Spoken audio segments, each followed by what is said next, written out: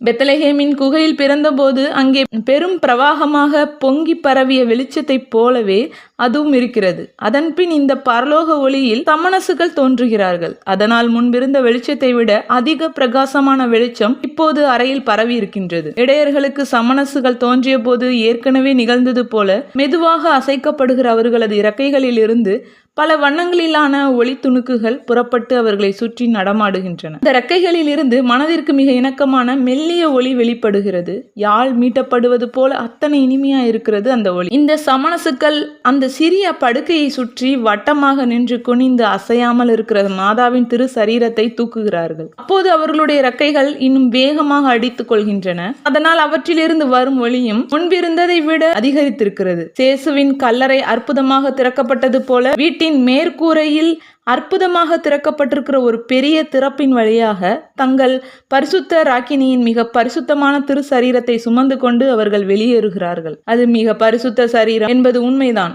ஆயினும் அது இன்னமும் மகிமைப்படுத்தப்பட்ட சரீரம் இல்லை. ஆதலால் அது ஒரு பருப்பொருளின் இயற்பியல் விதிகளுக்கு இன்னமும் உட்பட்டு இருக்கிறது. ஆனால் முன்பு கிறிஸ்துநாதரின் திரு சரீரம் அந்த விதிகளுக்கு உட்பட்டிருக்கவில்லை. ஏனெனில் மரித்தோரிடமிருந்து உயிர்த்தெழுந்த போதே அவர் ஏற்கனவே மகிமைப்படுத்தப்பட்டிருந்தார். சமணசுகளின் இறக்கைகளின் ஒளி மேலும் மேலும் அதிகரித்து இப்போது ஒரு ஹார்மோனிய கருவியின் இசையொலியை போல அடர்த்தி மிக்கதாக ஆகியிருக்கிறது. அருளப்பர் இன்னமும் தூக்க மயக்கத்தில் இருக்கிறார். அந்த அடர்த்தியான ஒளியும் சமணசுகளின் இறக்கைகளின் பலத்த சத்தமும் அவரது தூக்கத்தை சற்று கலைத்திருக்க வேண்டும். இப்போதோ அந்த சத்தத்தால் அவர் விழித்து கொண்டு விட்டார். திறந்த கூரை வழியே உள்ளே வந்து வாசல் வழியே வெளியேறுகிற காற்று கடுமையான சுழல் காற்றாக உருவெடுக்கிறது. அது இப்போது வெறுமையாயிருக்கிற படுக்கையின் விரிப்புகளையும் அருளப்பரின் ஆடைகளையும் அசைக்கிறது. அக்காற்றில் விளக்கு அணைந்து விட்டது.